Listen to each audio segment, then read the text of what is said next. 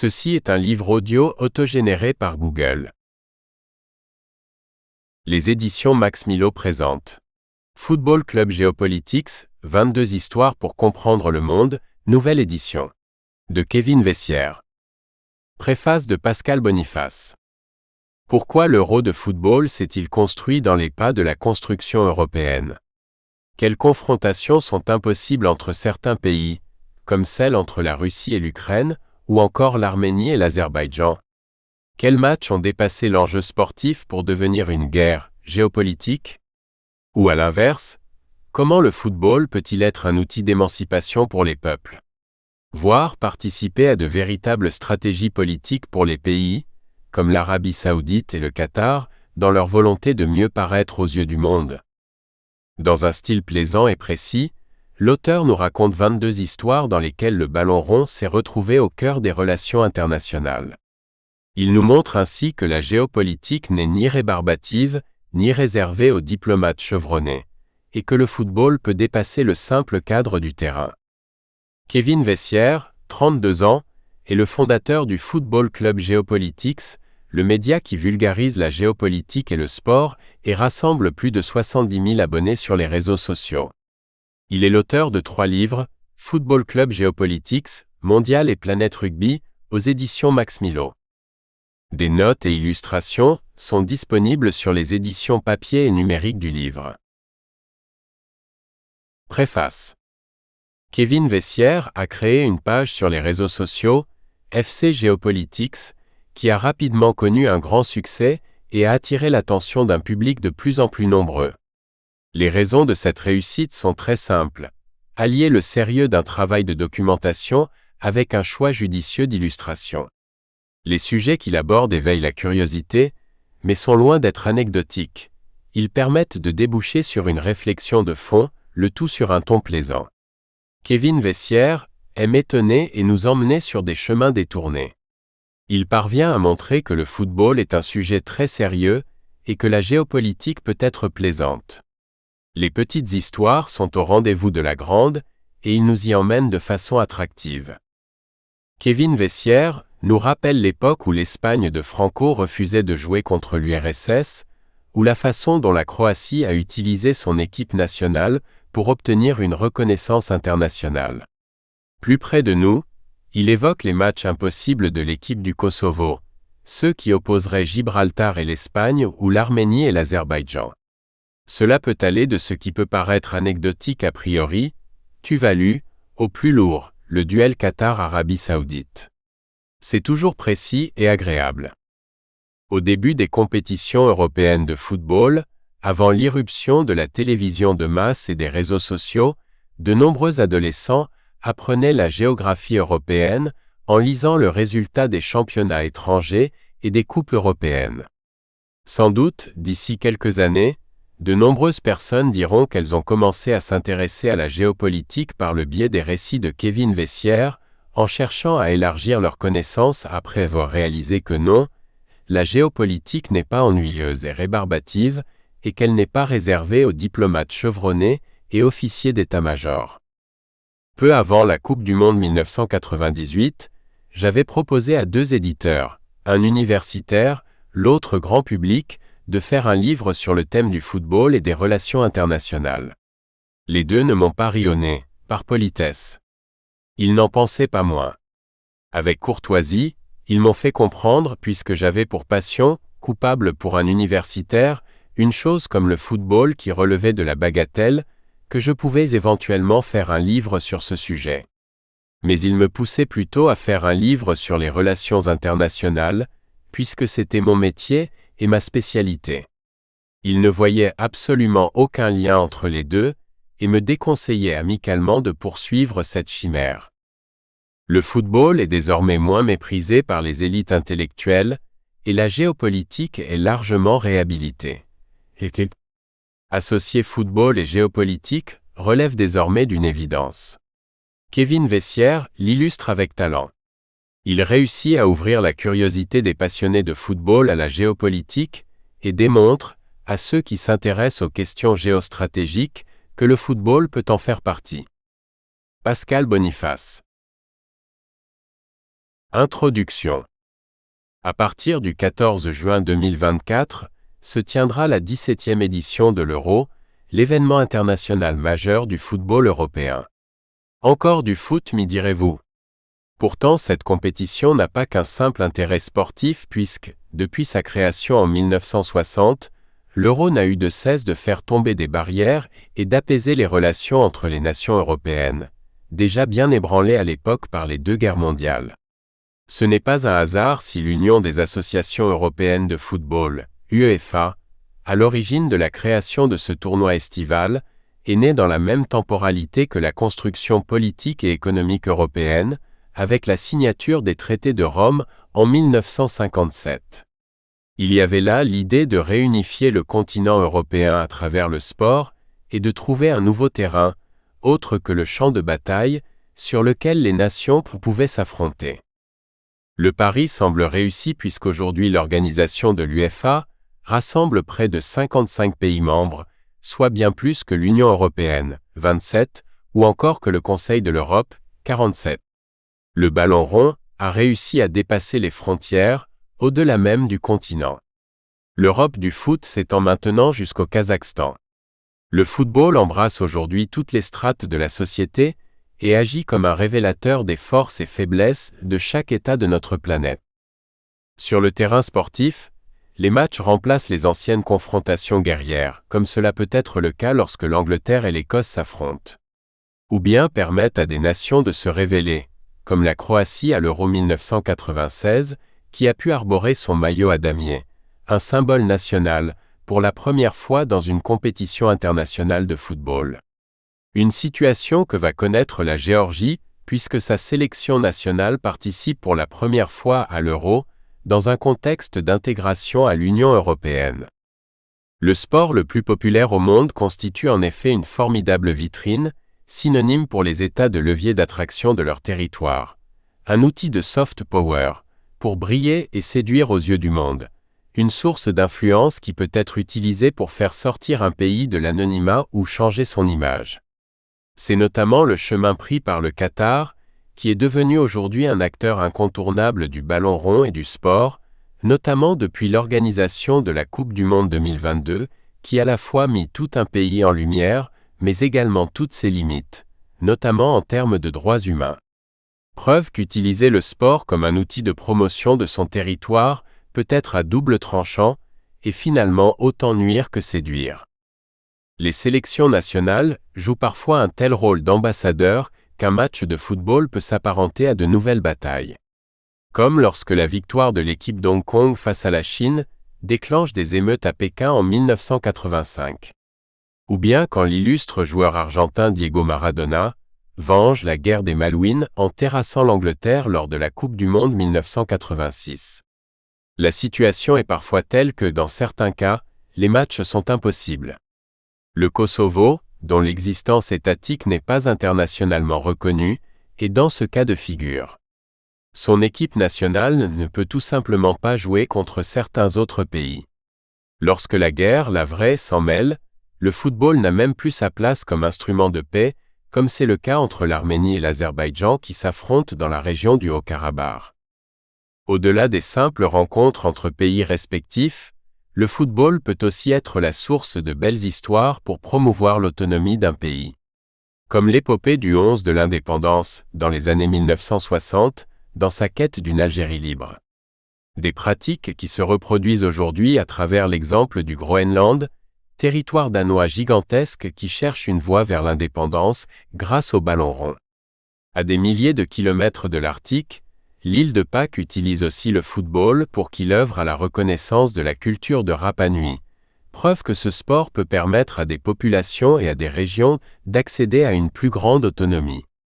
Enfin, le football peut constituer un formidable lanceur d'alerte sur la question urgente du réchauffement climatique et ainsi sauver ce qui peut l'être encore des îles Tuvalu en Océanie. Loin d'être exhaustif, ce livre invite les curieux, amateurs de football ou géographes en herbe, à parcourir le monde au travers d'histoires footballistiques et de grands moments sportifs, tout en aidant à comprendre des enjeux politiques, économiques et sociaux de notre planète. Le football, ce n'est pas qu'une simple histoire de ballon rond. Kevin Vessière. Première partie, Europe. Chapitre 1. L'Euro de football, une histoire intimement liée à celle de l'Europe. Petit 1. L'Euro de football dans les pas de la construction européenne. Le championnat d'Europe de football des nations a vu le jour en même temps que les prémices de la construction économique et politique européenne. Cela n'est pas le fait du hasard, tant les décideurs des différents pays du continent cherchaient à l'époque à s'unir et ainsi ne pas répéter les erreurs des précédentes guerres mondiales. D'une certaine manière, l'Euro de football aura permis de repousser les frontières. Le ballon rond transpercera le rideau de fer et permettra aux nations des blocs de l'Ouest et de l'Est de se retrouver sur un autre terrain que celui de la guerre froide. L'Europe est le lieu de naissance du football. Le premier véritable club à avoir vu le jour a été fondé en Angleterre en 1857 dans la ville de Sheffield. C'est d'ailleurs sur le sol anglais que s'est disputé le premier match international de football de l'histoire, le 30 novembre 1872, face à l'Écosse. Le ballon rond s'est ensuite exporté sur tout le continent et par-delà le monde, grâce aux commerçants, colons et représentants de l'Empire britannique. Le succès est tel que d'autres équipes vont voir le jour. Le premier match opposant deux sélections nationales non britanniques aura lieu à Vienne entre l'Autriche et la Hongrie le 12 octobre 1902.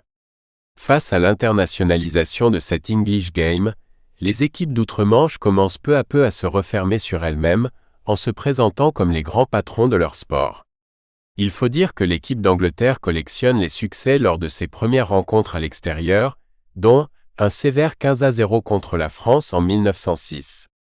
Du côté des autres pays européens, de nombreux clubs émergent et s'organisent pour contrer l'hégémonie britannique, qu'il est à l'époque tant sportive que politique.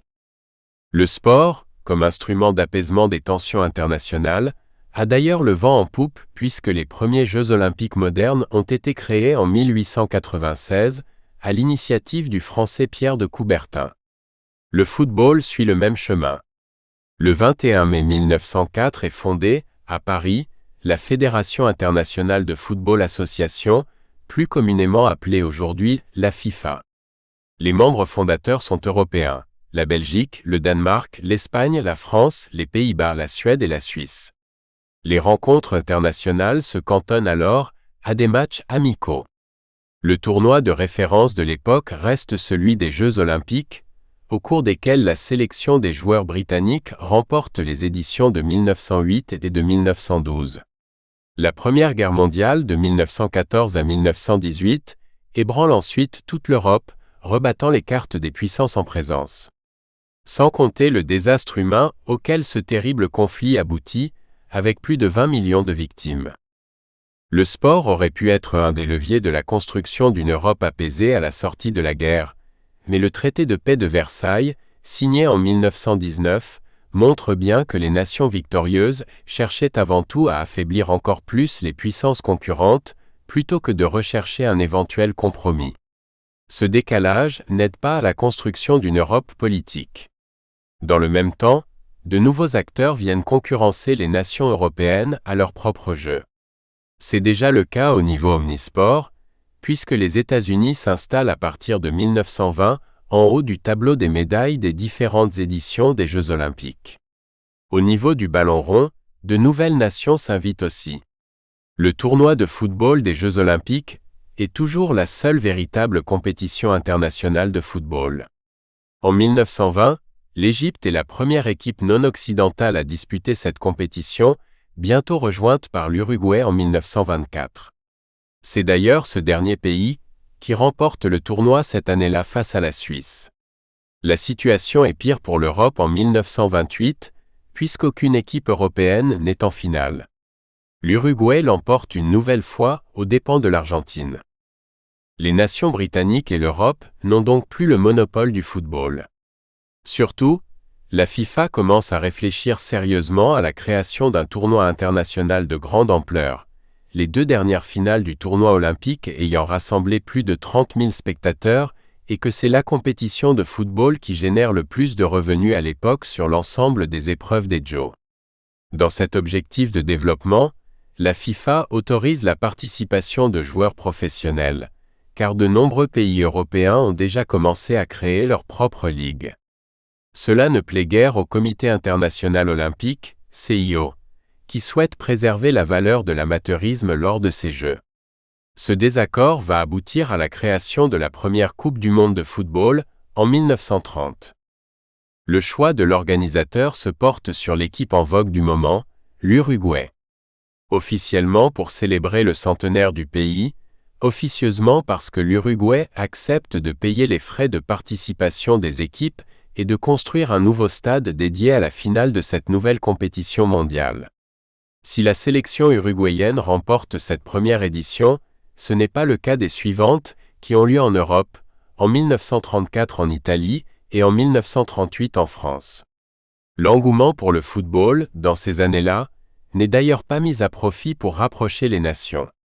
Comme en témoigne à l'époque l'organisation de la Coupe du monde 1934 dans l'Italie de Mussolini, ou bien des Jeux olympiques de 1936 en Allemagne nazie, le sport est utilisé pour légitimer les régimes dictatoriaux des pays hôtes. Pourtant, l'idée de créer une compétition européenne est bien présente puisque, dès 1927, Henri Delaunay, secrétaire général de la Fédération française de football, pousse à l'organisation d'un tournoi international sur le continent européen. La création de la Coupe du monde sonne le glas de ce projet. Il faut attendre la fin de la Seconde Guerre mondiale pour que l'idée ressurgisse, avec cette fois, la ferme intention de rapprocher les peuples grâce au sport et de ne pas commettre les mêmes erreurs que par le passé. À la sortie de la guerre, alors que les pères de l'Europe, Jean Monnet, Robert Schuman, Paul-Henri Spaak, s'attellent à la construction économique et politique européenne, 3 autres hommes vont, eux, élaborer l'union sportive du continent. L'Italien Ottorino Barassi, le Belge José Craé et le Français Henri Delaunay. Il faut dire que les choses bougent depuis 1953, puisque la FIFA a levé l'interdiction de créer des fédérations continentales. Une décision prise suite aux pressions des pays européens, face à l'influence grandissante des nations sud-américaines. La première Coupe du monde d'après-guerre, en 1950, s'achève sur la victoire de l'Uruguay face au Brésil. Par ailleurs, le football s'internationalise et le poids des Européens sur les décisions de la FIFA commence à fondre. Ces deux tendances, à savoir contrer le leadership de l'Amérique du Sud dans le football, ainsi que renforcer la logique de rapprochement des peuples, avec notamment la création du Conseil de l'Europe en 1949 et de la Communauté européenne du charbon et de l'acier, CECA, en 1952, font germer l'idée de la création d'une organisation européenne du football. C'est chose faite le 15 juin 1954. L'Union des associations européennes de football, UEFA, est créée dans la ville suisse de Bâle. Une fédération qui dépasse le simple cadre politique puisque 25 délégués y prennent part, représentant 30 fédérations de football, dont des fédérations issues du bloc de l'Est. Rappelons que, depuis la fin de la Seconde Guerre mondiale, l'Europe est divisée en deux par un rideau de fer. Cette expression symbolise la frontière politique divisant le continent européen en deux zones distinctes. Un bloc de l'Ouest composé d'États européens tournés vers les États-Unis, et un bloc de l'Est composé d'États européens placés sous influence de l'URSS. Le football est l'un des rares moyens qui permettent d'estomper quelque peu cette frontière politique. La création de l'UEFA aurait dû logiquement aboutir à celle d'une compétition européenne entre les différentes sélections nationales. Alors que la Copa América en Amérique du Sud existe depuis 1916, le projet d'un équivalent européen tarde à se concrétiser. La mort en 1954 d'Henri Delaunay, un des fondateurs de l'UEFA, lui fait encore obstacle. Pendant ce temps, les clubs s'organisent.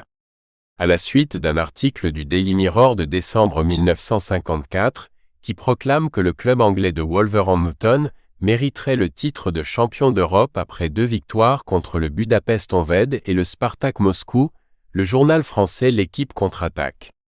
Il propose, à l'initiative de son journaliste Gabriel Hanno, la création d'une coupe européenne pour prouver que l'hégémonie britannique sur le ballon rond est loin d'être acquise. Une idée qui en rejoint une autre, le quotidien sportif recherchant depuis quelques années à créer une compétition pour améliorer les ventes de ses journaux en milieu de semaine. Le 3 avril 1955, le journal L'Équipe et les présidents des principaux clubs européens actent ainsi la création de la Coupe des clubs champions européens, qui n'est ni plus ni moins que l'ancêtre de la Ligue des champions que nous connaissons aujourd'hui. La première édition de cette Coupe d'Europe est lancée lors de la saison 1955 à 1956. Si l'UEFA n'est pas intervenue tout de suite dans ce dossier, c'est avant tout parce que Henri Delaunay n'était plus à la manœuvre et que l'organisation avait été créée à ses débuts dans un but politique, à savoir défendre les positions européennes au sein de la FIFA, plutôt que dans celui de mettre en place des compétitions sportives. Cette Coupe d'Europe connaît une telle ferveur populaire, avec près de 124 000 spectateurs dans le stade Santiago Bernabéu lors de la finale de 1957 entre le Real Madrid et la Fiorentina, que l'idée de la création d'une compétition entre les principales sélections nationales refait surface au sein des instances de l'UEFA. Après moult remous avec la FIFA, le principe d'un championnat d'Europe des nations, ou Euro de football, est acté en juin 1958 à Stockholm. Un an plus tôt, les traités de Rome étaient signés et posaient ainsi les premières pierres d'une communauté économique européenne, CEE. Reste une tâche hasardeuse, celle de convaincre les fédérations nationales de participer à ce futur euro, qui doit se dérouler entre 1958 et 1960.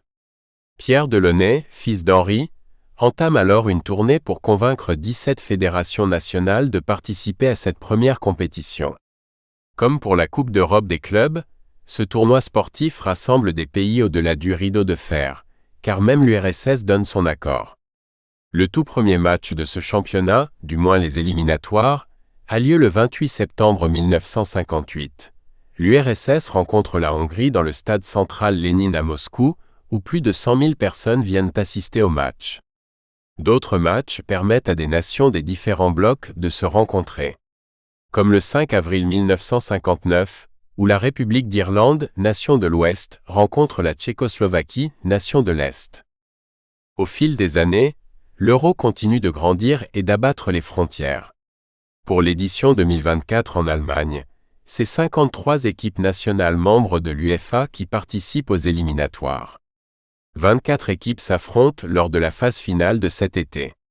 Ce qui fait de l'Europe du football un important levier de la construction européenne en tant que continent, et même au-delà puisque des sélections nationales de football comme celles de l'Azerbaïdjan, d'Israël ou du Kazakhstan sont bien présentes.